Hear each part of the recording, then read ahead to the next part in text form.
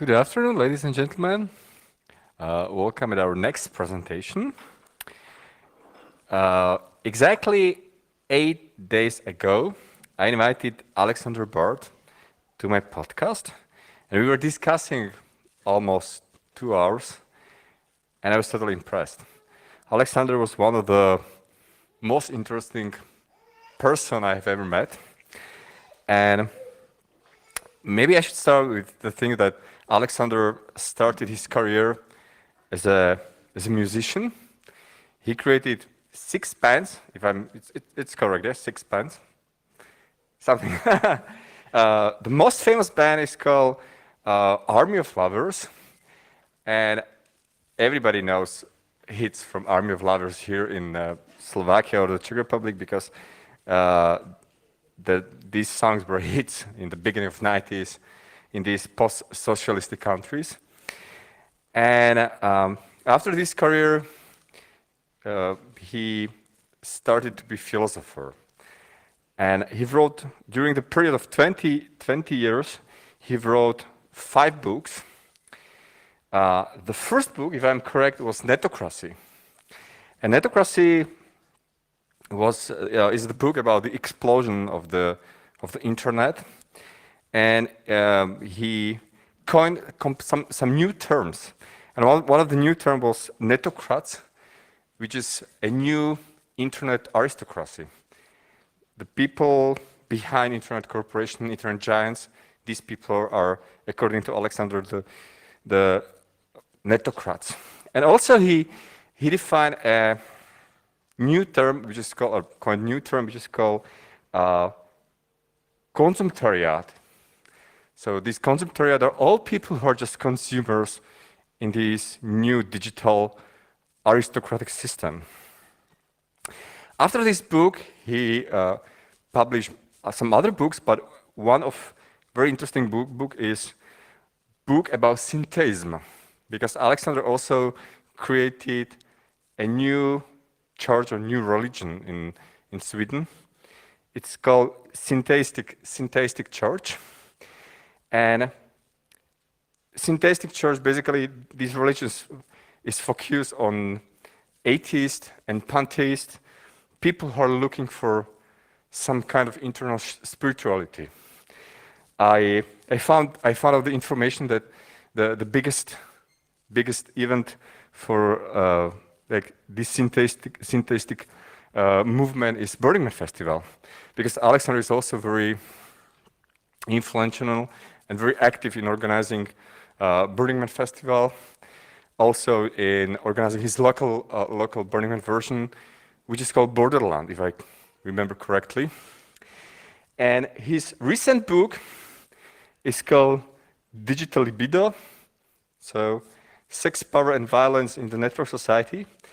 And I was especially impressed that he decided to classify people to 2 categories. The first category are heroic people who are able to cope with their past, with everything what happened in their past, and they try to do the best according to their moral values. And then you have people of victimhood culture. And maybe Alexander is the right person who will tell you more about this recent book. Okay, so welcome, Alexander, here. I'm really happy Thank to you. have you here. Can you hear me? It's on? Yeah, okay. Actually, I'm not going to be very low tech. I'm just going to use a few sheets of paper and just draw something, because I'm actually going to try a new idea with you guys. You deserve it, right? So I'm a philosopher. A philosopher is not a scientist. A scientist is a person who tries to solve problems. And then hopefully his mother's going to like him for it, and maybe his girlfriend even. That's a scientist, right? A philosopher is somebody who invents problems. So I like to make the world worse for you. more complicated. And that's what philosophers do. And I'm going to launch a concept we're working on. We're working actually on a trilogy, Jan Söderqvist and I. They sent us a book, Creating God in the Internet Age. And by the way, that's a better take than Ray Kurzweil's awful singularity theory. It needed to be worked on and done properly. And then Digital Libido, which is a very dark book, because it's going to be a very dark period now, the next 50 years, often called the Dark Renaissance we're heading to now. That's a really dark book. But that's typical for a trilogy. Right first say that there's something amazing is going to happen sometime in the future. We're heading towards that. And then you warn everybody, says, because you don't understand it, it's going to be a real fuck up first, right? So we're working on the third part of this trilogy. It's going to take us another 2-3 years or something before Jan and I are finished. But I'm going to work on a concept with you guys today that I think you can find interesting. And the concept is called paradigmatics. So paradigmatics, ironically, we need a new term for that. Paradigmatics is that assume that you live in a specific historical period. So you arrive in some kind of a context. These are the conditions you live with. You're told certain rules and laws and things that you need to abide to. And very often these laws or rules that you need to abide to are old and Luddite and hate the future. And they just basically want to conserve you and not do anything smart. Okay, that's usually what happens in history. So you arrive in a paradigm and you discover that the paradigm around you actually is radically new compared to what everybody believes around you. So you want a pragmatic approach to that paradigm. You want to know how you become a winner. How do you master the new paradigm? How do you become smarter than anybody else? And this is what we call paradigmatics. And here's the problem. You guys here are one of the three netocracies that we write about in our books, I've written about for the past 20 years. One of the three netocracies, the one we call the protopians.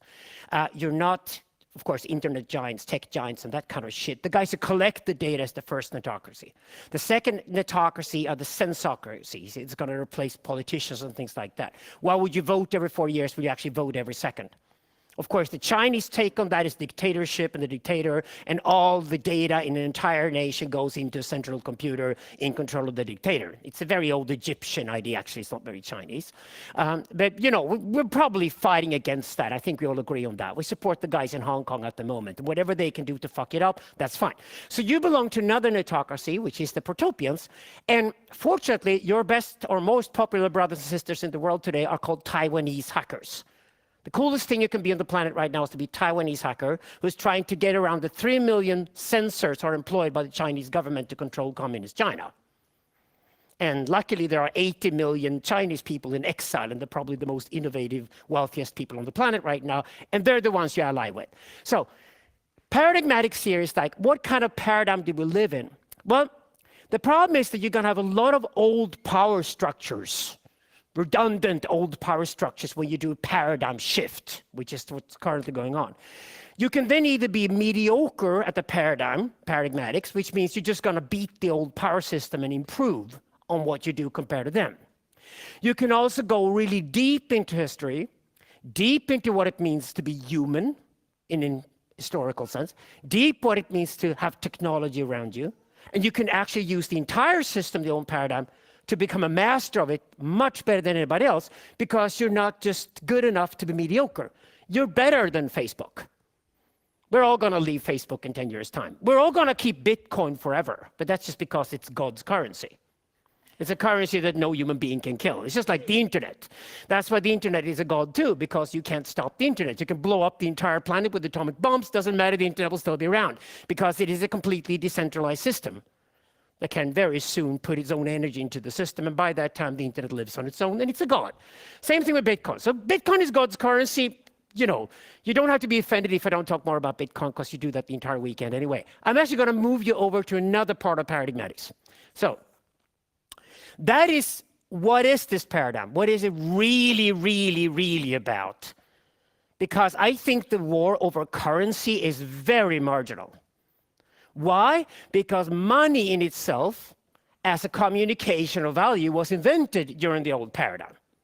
So if you're obsessed with money and currency, you're probably too obsessed with the old paradigm to actually get what the new paradigm is all about. And instead, what I want to talk about today is that the real war between the old power structure and the new power structure that we're going to see over the next 50 years is the war over the algorithms. Because the algorithms are what's genuinely historically new. And whoever controls the algorithms is going to have the ultimate power. The rest is just communication tools. That's what currencies are. So what does this mean? It means that we're coming out of a paradigm. We've had 3 major human paradigms in the past. We happen to speak. Apes don't speak. So the first paradigm is just spoken language. That paradigm lasted for at least 200,000 years. And with Homo sapiens, we spoke to each other for 200,000 years. And anything we needed, we had to memorize, because the only storage space for information we had was our own brain, and that's probably why power in a tribe was held by an old woman, because she had memorized more stuff than you had. So if you were 20 years old, the old woman would just come up to you when you were cocky during your rite of passage and say, I'm 20 years old, and look at my big dick, and I'm going to take over the world. And an old woman would just walk up to you in the tribe and say, smack you in the face and say, you're nothing without me. You know nothing. And that's essentially how a tribe still works. If you go to the Amazonian jungle or go to New Guinea, I do. I'm an anthropologist. So, and I still think it's a great idea, by the way, that old women smack young men in the face. They should more often, right? And they should be paid for it, and then they're called therapists. Okay. So anyway, the paradigmatics we're involved with here is to understand the third paradigm that comes out of that. The first one is spoken language. The second one is written language. Starts about 8,000 years ago. With written language, you can actually create permanent settlements. So one of the most radical moves in human history was that some fat old bitch sat down in Babylon 8,000 years ago and said, I'm not going to move any longer. I'm not going to be nomadic. I'm going to have a permanent settlement, and you guys need to deliver to me. The first towns in history were created. Because of what? Because we could start to store information outside of our own brains. If you write down information, it's outside of your brain.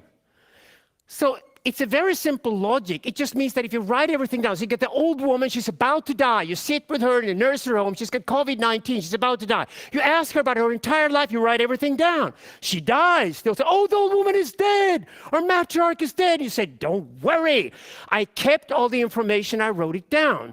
So we don't have to make the mistakes she made during her life. We can build on her previous experience. This is called eventology. And it's the only new idea we human beings ever come up with besides being nomadic. Because in a nomadic society, everything was a return to the same all the time. It's called Hinduism today. Douglas Rushkoff still wants to go back to it. It's just like everything returns to the same. The only new idea anybody ever came up with was Zoroaster's idea, 3,700 years ago in Persia, that, wait a second, if we store information outside of our own brain, including writing contracts, which is wonderful, so you can legally own territory, okay? So if you store information outside of your own brain, that means what we call in psychoanalysis, the son starts dreaming about creating a better world than his father could have done. That idea is impossible without written language. And it's the only new radical idea we ever did. So after spoken and written, suddenly somebody in Germany in 1450 invented the printing press, and that's mass media. So, take a book, 1449. How would you make a book in 1449? Here in Bohemia, Czech Republic. You would have to handwrite it. How long would it take to handwrite a book? 3 years on average. Okay? How much would it cost? I'm a bit vulgar in not saying bitcoins. I'm saying 160,000 euros per book. So 160,000 euros per book, 3 years of work, not many books around. And they're probably all Bibles and Qurans, and that's about it. Okay, if you had 4 books, you were cool. You had a VIP lounge, you got laid. You must have been incredibly wealthy to have 4 books. 1450, the printing press comes along. A lot of monks and nuns around Europe start protesting. They demonstrated, said, stop the printing press, it's killing our jobs. Okay, that's been all of history. Every time there's a paradigm shift, there are a lot of people invested in the previous paradigm who want to stop the new one. This is exactly why I was the only music company director in Europe who was also a member of the Pirate Party. They both hated me. I was in both paradigms. Okay, so I stayed with the pirates. There you go. But anyway, 1550, no more monks and nuns. They're all redundant. They're all gone all over Europe. The average cost of producing a book is 30 cents. Maybe there are slightly more books around. Make sense? Okay? By the time you get to Paris 1789 in the French Revolution, which is not really a revolution, the revolution happened in 1450. The French Revolution is a symptom of a revolution. It's the result of the revolution. The paradigm shift is happening now because the technology is already there. Why Paris 1789? Because Paris in the 1780s had become the first city in the world where over half the population could read and write. Why? Because the cost of books had fallen to nothing. You could publish a book every day full of gossip and call it a tabloid. Or you could just basically accumulate all the information of everything that ever happened in human history and call it an encyclopédie. Great innovations. France became the center of the world. Paris took over the world. 11 years of digital libido chaos, called the French Revolution. And finally, one day, a little Corsican dwarf steps onto the stage. It's the year 1800. He's made a brilliant career through the French army because they killed all the aristocrats. So the Corsican dwarf is now the general. And he walks out in the Beaumarchais Square in Paris and says, listen, guys, aren't you tired of all the bloodshed and the mess because you don't get that there's a paradigm shift going on? I'll take over. I'll be the dictator. That's probably very likely what's going to happen this time around, too. But Napoleon gave us the model that we since then stuck with. And the model looks a bit like this. You put a Corsican dwarf at the top of a structure. Underneath the Corsican dwarf, you have a bunch of officers.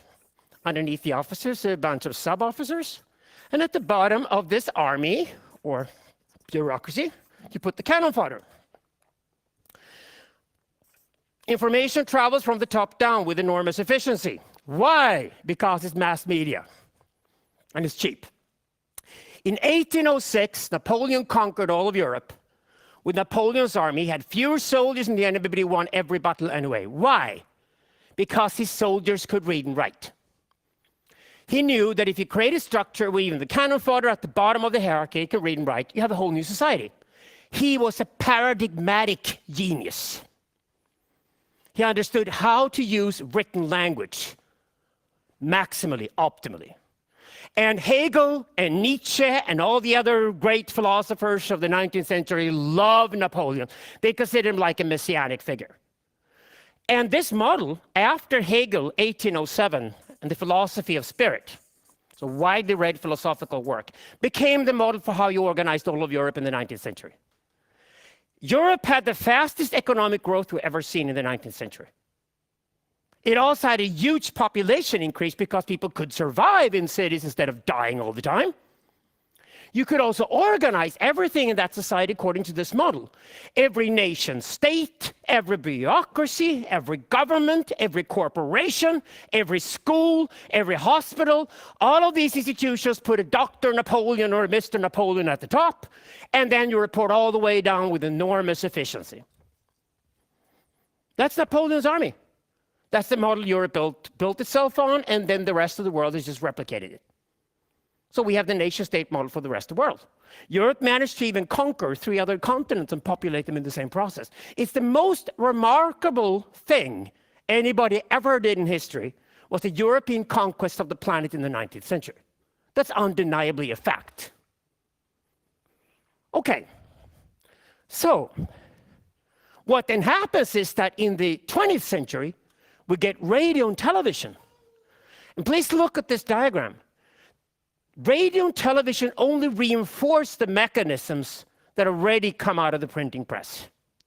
That means that up until the 1980s, any management theorist or organization theorist anywhere in Europe or anywhere in the world would teach this model as the optimal model for how you organize a bunch of people. Makes sense, huh? You can't do it any other way. Why? Because that's how it works when mass media controls a society. Were you allowed to have a radio station? No, you were not. You either have to have tons of money or you had to have tons of political influence. You either have to have money already or political influence to run a radio station. Same thing to run a TV station.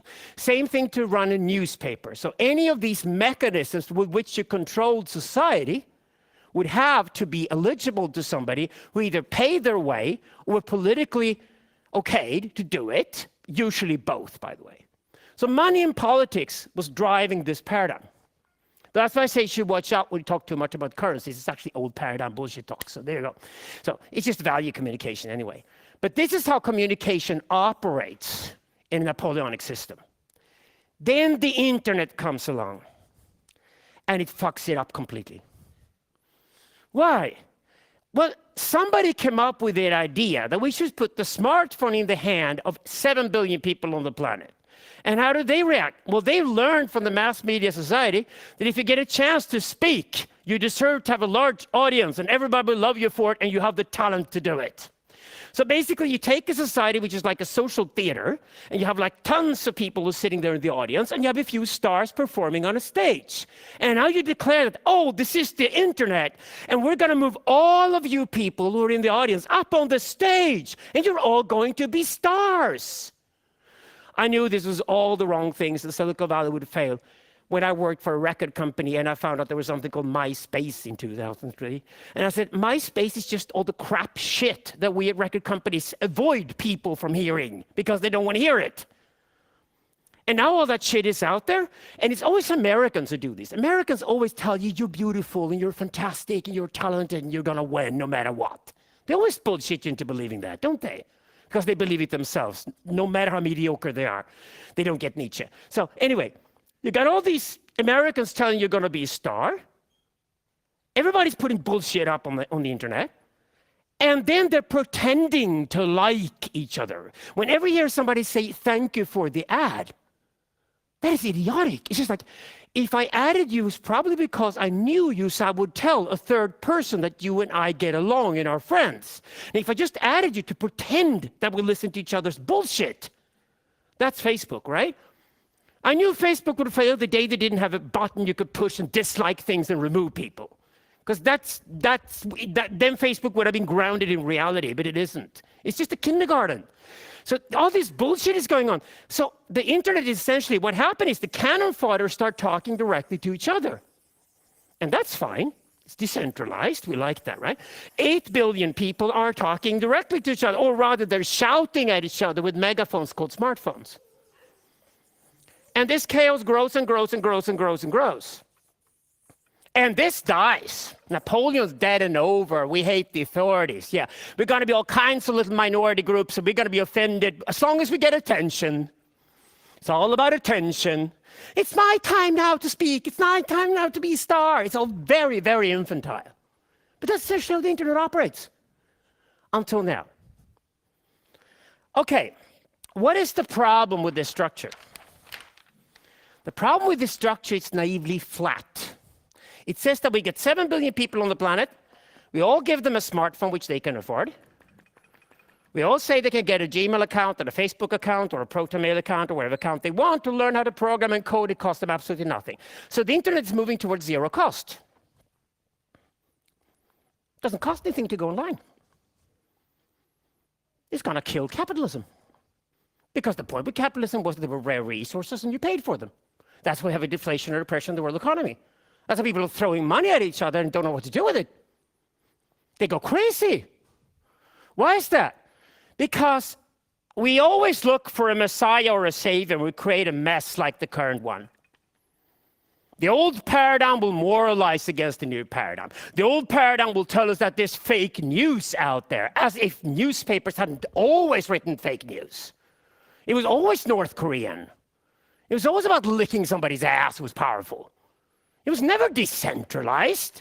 It was never spread among the people. People were fooled into believing that once every 4 years you're going to go thankfully and put something in a voting booth, and you're going to be thankful because you can do that. The rest of the time we're going to rule you as we please. And an academic and a politician and an industrialist, all they needed to do was to have a little dinner together and sort out things in between them, and they could run any nation state as they pleased. Okay, so they moralized against this mess for good reasons. Yeah, it's messy. It's tons of fake news. It's actually just a lot of shit. It's 99% junk, but so was the previous paradigm, except it pretended to be something else. So, okay, what solves the problem? We hate chaos.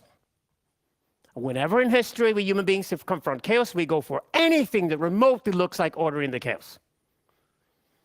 Germany was chaotic in 1933. That's why they loved Adolf Hitler. 5 years later, Adolf Hitler was the most popular politician who ever existed. 95% of Germans approved of Adolf Hitler's policies in 1938. The only 5% didn't were called Jews. You know? So much for popularity, so much for people, if you can trust people. No, if somebody behaves like a phallic master, people go with it. They go either with the lynch mob or they go with the Exodus. They either go with the Exodus to the Promised Land or they go with the lynch mob, and they can't tell the difference. If he looks like a leader, it must be a leader. If he says something pleasing to you, it's probably the tyrant. If he challenges you, it's probably a prophet. But most people couldn't care less about the difference. So, we need order in the chaos. Thankfully, though, we human beings have not presented the messianic savior yet, or somebody who can step in and, stop the lynch mobs and stop the tyrants and be the Messiah. No human actually is even close to that role today. But technology has presented its savior. It's called the algorithm. The algorithm means that we just accumulate all this data out here, and then we build an algorithm. Phallic structure creates order in the chaos. Now, if you build an algorithm, at least if you do a good algorithm, you take two factors into perspective. One of them is called awareness. You multiply awareness with credibility, and you create a value called attention value. That means if you're the best guy in the world doing something but nobody knows about it because you don't even have a homepage to tell anybody, you have no attention. If everybody knows who you are but they all hate you, you have no attention. It's a combination of awareness and credibility that gives you attentional value. This is the fundament of any algorithm you build. Please note, there are no money signs. If you get on the top of a search engine, at least it should be because you just happen to be the best in the world doing what you're doing, regardless of quantity. It measures nothing but quality. How does it do that? It measures who goes to a certain web page. It measures how long they stay. It measures what they do when they interact with it. It measures whether they use their services or not. It measures whether it tells their friends they like the experience or not. It certainly measures whether they return or not. All the things that we human beings value that really nothing to do with money are actually measured in an algorithm. And they're measured every time you turn on your smartphone or your laptop. So far, so good. As often when it comes to freedom, the freest state of what you love, if you love freedom, like we do, is free in the beginning. And then it gets destroyed. And that's actually what's happening with all the algorithms right now. Why? For two reasons. The algorithm is attacked on one side by the corruption of money. On the other side, the algorithm is attacked by the manipulation from politics. So we hear all these arguments that, but the algorithms must be controlled. We can't have free and open algorithms. We can't handle that. We're just children. The old power structure speaks to us and says the algorithm is evil if it's free and open, because it actually reflects human beings. And we can't have that. No, we must work on improving human beings. We must work on improving them in a certain direction. And that direction happens to be exactly like the old power structure, so we can fit in again into an old power structure that's falling apart. That's exactly what we're seeing today. We're seeing the algorithm attacked. It's attacked from politics. I love right now, they probably have a civil war at Spotify in New York at the moment. Why? Because Spotify paid $100 million to Joe Rogan to be a whore. So Joe Rogan sold his soul to Spotify. And as soon as Joe Rogan was published on Spotify, people discovered that the 10 most controversial episodes of the Joe Rogan podcast had been removed. Joe Rogan had sold himself to an old media company, which is what Spotify is. It's not new. And he was new and fresh. He was just real. He sold his soul to the devil for $100 million. Joe Rogan fans get really upset. So what Joe Rogan desperately does is that he goes out and interviews some really controversial woman, I don't even remember her name, who's written a book that transgender is the wrong thing and classical women are right or whatever. It's just an opinion. He publishes that podcast on Spotify, and Spotify's headquarters go bam, bam, bam, bam, bam, bam, bam. Why? Because Spotify had promised that they employ people to make the world better. It used to be churches who did that, not corporations. Now, where does this madness come from? The madness comes from the fact that since the internet was launched in the 1980s, we have, as a humanity, together started hating advertising. We hate when people contact us and we haven't asked for it. We call it spam. I love ad blockers. I love spam filters. They're probably some of the most amazing innovations in mankind's history, because they alleviate us from all the junk and nonsense that we do not want. Because we want the free and open algorithm. We want to get to what we're looking at when we go online. We don't want anybody to disturb that process. We want it to be free and open. So the advertisers in the 1980s have gone into some kind of tailspin where they first went into advertising, and later they didn't even call it advertising, started calling it marketing. And when they couldn't call it marketing longer, they just started calling it communication. And they tried to create some kind of a dictatorship of the communication agencies. That's basically capitalism in the 2020s. And it means that, we're selling a mattress here in Manchester, but we're going to pretend our corporation is all about building bakeries in Burundi. That's corporations in the 2020s. It's completely devoid of reality. It's like, no, you don't build bakeries in Burundi. You build mattresses in Manchester. I live in Manchester. I want to have a fucking mattress. I don't need a story told about mattress. I want a mattress. I want a thing, a product, best price. No, but all this pretentious nonsense has been put on the top of messages from the old power structures, from corporations, from nation states, from mass media, and most of all, the worst of all is academics. I assure you academics will die in the next 10 years. It's so ripe for tech startups right now to just kill it. It cost you $55,000 to attend Harvard this fall. $55,000 for one semester online. You can go to fucking praxis.com and get exactly the same courses with better professors, fairer testing, no quotas when it comes to student approval either, so that means you're smart if you do it. And you then test and certify you've been to praxis.com for $1,200. That's exactly how the new paradigm kills the old, just like the last time. Far lower costs. And of course, there's the corruption of money coming in the other part here. So Google at least tried to keep the ads separate from the search. The ad was like separate. It's like old paradigm is ad. You pay to be seen. You pay for having people's eyeballs being disturbed with you. Now, why do you pay for an ad? Why do you pay for an ad in internet society? You pay for an ad because you're so fucking rubbish at what you do, so you're getting desperate about it, so you pay your way to getting attention. Everybody knows that. When you do Google search, 99% of people press the search, which is algorithmic. They don't press the ad. And Google still fancies them to believe that the ad is important to have there. That's why people pay way too much for having Google ads, because Google ads don't result in anything. Why? Because we hate ads. You know YouTube? A couple of Finnish sociologists did an interesting experiment last year. You know on YouTube how you get a fucking ad? And you have to remove the ad, and you want to remove the ad as quickly as possible because you hate it, because you want to have Joe Rogan or whatever else instead, right? So they did a test last year, and it showed that out of 1,000 times that people use YouTube, 992 out of 1,000 times, they press the button exactly after 5 seconds to get rid of the ad. Imagine you're a guy who goes to a bar here in Prague on a Friday night.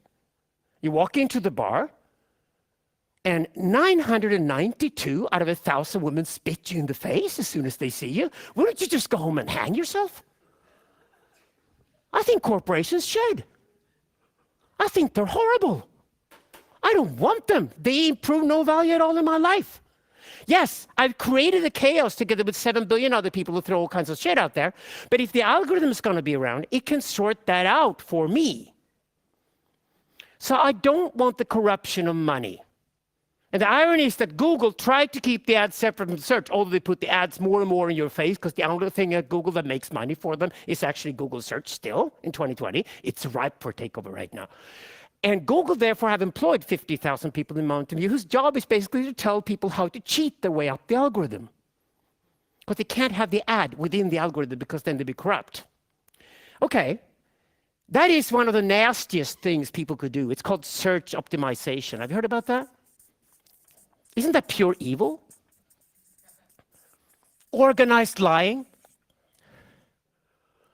I met with Volkswagen in Stuttgart in Germany a few years ago. I was one of those things where they bring in a philosopher to try their things, the ideas they're up to. And I basically told them, why you're spending $40 million on search optimization in Europe? And Volkswagen said, well, we have to get it in the algorithm. So you spend $40 million on cheating and lying? Yeah. Okay, you're Germans, and you spend $40 million on cheating and lying. I thought you were better than that in Germany. Well, one of the guys raised his hand and said, well, Alexander, if you don't spend $40 million on search optimization, what are you going to spend the money on? I looked him in the eye and said, how about building a better car, stupid? They had the diesel engine scandal the year after, right? It's just the algorithm is merciless, and you've learned it from Bitcoin. The thing about the internet, the thing about digital is that it's merciless with bullshitting. Merciless. It doesn't buy into the bullshit. If you look at collectively the data from tons of people who use a certain service, the way the algorithm will present it, the algorithm will give you the truth. The only concern you got left is that how the free and open algorithm is constructed for you is interesting here. And this is where we go really into paradigmatics. And this is where I want to challenge you. Don't settle for being mediocre paradigmatically just because your neighbor is bad at it. Don't settle for the standards of the tech giants in Silicon Valley. They were doomed 10 years ago. Yeah, they would be the first wave of sort of an infantile internet, but they're not going to be the end of it at all. Bitcoin will survive all of them. Crypto will certainly survive all of them. Crypto is the biggest revolution to contract writing we've had since we invented written language. Thousands of strangers can start communicating with each other with trust because of crypto. It's fantastic. Its potential is enormous. And all of these new technologies we're developing right now are getting rid of bullshit to go towards the truth, the factual truth. It's all about reality. It's not about different stories being told. Postmodernism is over. Digital killed it. It's real. But here's the thing. A free and open algorithm will reflect you. It will reflect your friends. It will reflect your family, your clan, your tribe. It will reflect the context you created for yourself towards finding truth. If you trust a neighbor, if you trust a friend, with parents often if they trust their kids, that'll be part of your algorithm. The algorithm should really be called, yesterday's magic is always tomorrow's technology. I would say the algorithm, the free and open algorithm, is like an angel. It follows you your entire life. It develops itself with you. But that also means because it reflects the existential choices you make in your life. Here's the trick. The algorithm can even put you into the underclass, full of slave mentality in the internet world. Or it can put you at the very top of things, being heroic and autocratic in the internet world. And the small difference between the two is all about whether you like to be challenged. The echo chambers are underclass phenomena. They're typical examples of what losers do when they get a panic. They isolate themselves with people who agree with them all the time. And then they become a lynch mob because the only way they can keep together and have a dialogue with each other, since they agree with everything, is by finding somebody outside of the system they can go after. This is why Hitler and the Jew, Stalin and the Kulak, Mao and the Cultural Revolution, all these things are now coming back to the West in the terms of woke culture. It's all a bunch of losers who feel they have the right to take the losing mentality, the slave mentality, out on everybody else. It's the Rousseau and lynch mobs on the back again. And the only defense we have against those, it's a word that I call antagony. Not antagonism, but antagony. To be antagonic is not to be antagonistic. To be antagonic is to look for people who challenge you at all times. Then you get out of the echo chambers quickly. And then you arrive in communities of people don't agree with you. They have different points of view. They have different stories to tell, the different backgrounds. And what happens to you? Your algorithm gets better and you get smarter. Welcome to the netocratic world.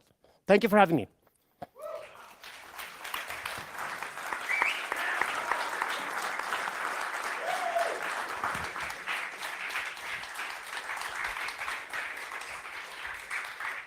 Alexander, thanks a lot for a very impressive presentation. And I think we have some free time for a few questions. So, any questions? Don't hesitate. Ask. Be antagonic. Microphone. What is the free algorithm actually built up by? The algorithm is basically very simple. It's awareness and credibility. And you can add other factors to it. But the problem with Google, when we work at Google at the moment, is that they try to add a lot of things that are political or they get corrupted by the money. And basically, we're warning them. We said, I don't think it's that expensive to build a new algorithm at all, or to build search for that. The way I would describe it among activists like you, we're all activists in the room, is that I preach a principle that I call technological sufficiency. So always go for the technology that is sufficient for your needs, not necessarily the best one, because the big tech giants will certainly beat them at being better. But go for the experience that is good enough for you, but that provides you with the maximum amount of freedom. The irony in all this is, because it's so brutally honest, is that if you operate according to freedom as your main principle, and you're technologically sufficient in everything you do, you'll be very popular with other freedom lovers. So your algorithm points you towards people who are antagonic with you but love freedom. And I think loving freedom is the only value we need to share right now. And if you focus on loving freedom, and everything else is dependent on that, including Bitcoin, for example, then you maximize that in your behavior, then I would say right now, to see where Twitter is heading compared to Gab or Parler or whatever, when everything you use, DuckDuckGo, it's not as good as Google search, people use it anyway. We use ProtonMail instead of Gmail. Why? We get away from the tech giants. And this is a healthy sign of understanding that by not compromising on my freedom, as long as I get a technologically sufficient solution to what I do, I'll be ahead of the game. Scuttlebutt is perfect for this. Hard drives everywhere, no data centers, totally decentralized, and any hacker in the world who wanted to be on Facebook, the real Facebook, are now creating Scuttlebutt instead. Fantastic mechanisms. Great stuff, really innovative, created. Decentralized, bottom up, all of them. So, I mean, we don't need top-down because we have algorithms. That's the point. We don't need to look for the Messiah right now, because whatever technology is delivered to us, technology is delivered the savior. It's called the algorithm. That's exactly what algorithms is, the real war. The real war the next 30 years, the war of the algorithms. And if you look into an algorithm today coming from a big tech giant, it's already corrupted and manipulated like mad. So start by, I would propose, actually, maybe starting here, unless somebody's already done it, to have a free and open algorithm movement. And then Bitcoin, all these other stuff that we have, these technologies you cannot manipulate, will be part of that. But I think the free and open algorithm has to be fought for.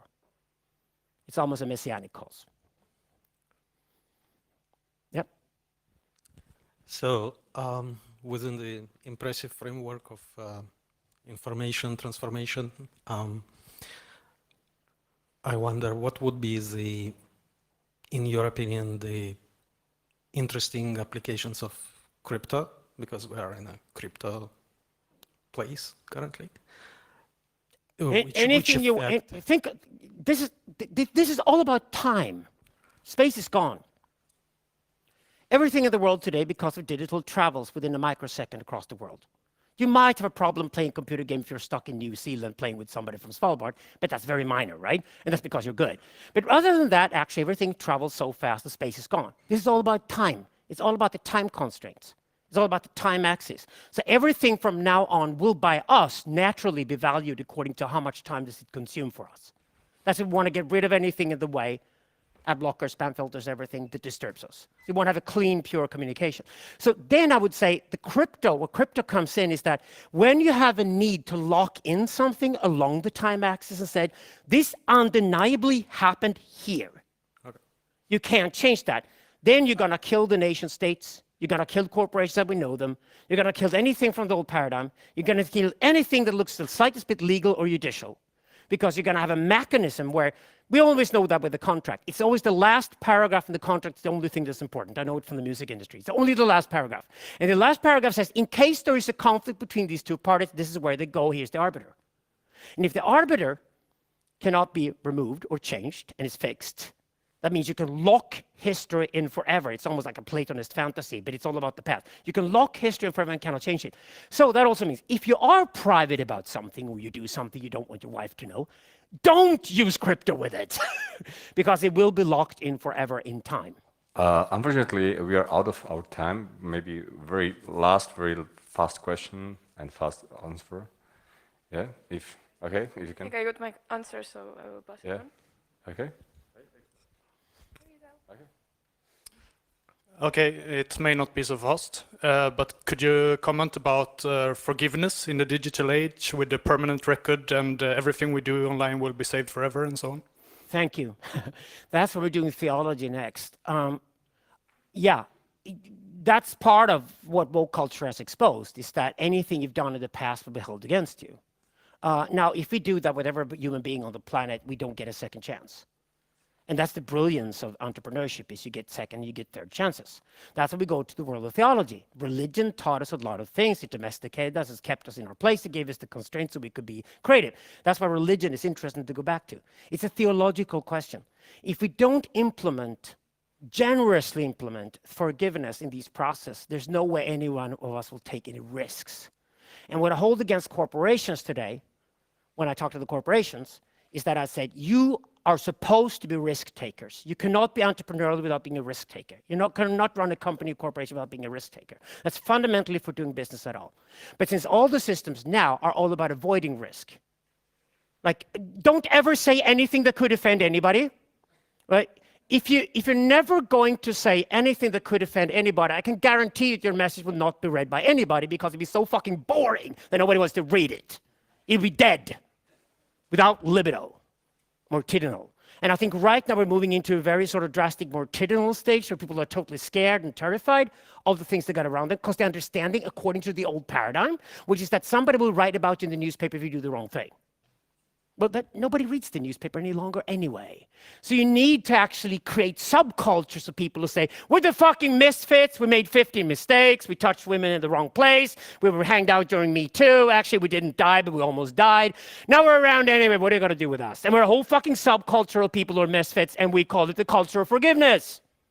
I think those things are going to come next. We need them desperately the next 10 years, because otherwise we're not going to go back to risk-taking, and none of you guys are going to succeed at anything you do unless you start taking risks, including talking to people you disapprove with. Okay, Alexander, thanks a lot for a comprehensive answer. Thank you so much.